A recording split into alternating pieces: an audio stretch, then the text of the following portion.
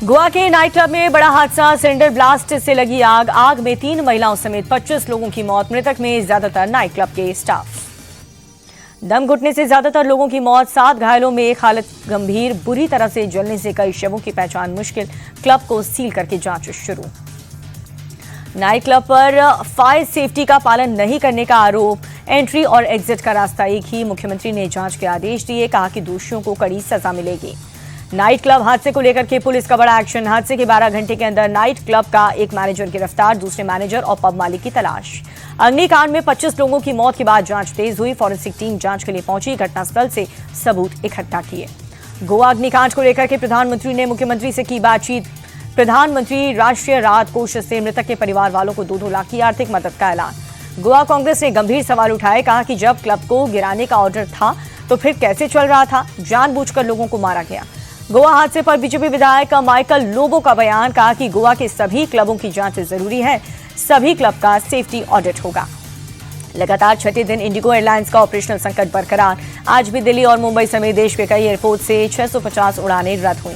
Indigo संकट के कारण लाखों यात्री परेशान हुए। देश भर में एयरपोर्ट्स पर अफरा तफरी का माहौल, लोग भूखे प्यासे फ्लाइट का इंतजार कर रहे हैं। इंडिगो संकट को लेकर के सरकार का बड़ा एक्शन। डीजीसीए ने एयरलाइंस के सीईओ को कारण बताओ नोटिस भेजा, 24 घंटे में जवाब मांगा। नागरिक उड्डयन राज्य मंत्री बोले, हमने इंडिगो को शो कॉज नोटिस जारी किया, जांच कमेटी की रिपोर्ट आने के बाद कार्रवाई की जाएगी। सरकार की सख्ती के बाद इंडिगो एयरलाइंस के सुर बदले, 10 दिसंबर तक हालात सामान्य होने की उम्मीद जताई। मुर्शिदाबाद में बाबरी मस्जिद की शिलान्यास के अगले दिन भी भारी भीड़। मस्जिद निर्माण के लिए मुस्लिम समाज के सैकड़ों लोग ईंट लेकर पहुंचे। मुर्शिदाबाद में बाबरी मस्जिद की नींव के बाद राम मंदिर बनाने की तैयारी। मस्जिद की नींव वाली जगह से 11 किलोमीटर दूर बहरामपुर में बनेगा राम मंदिर।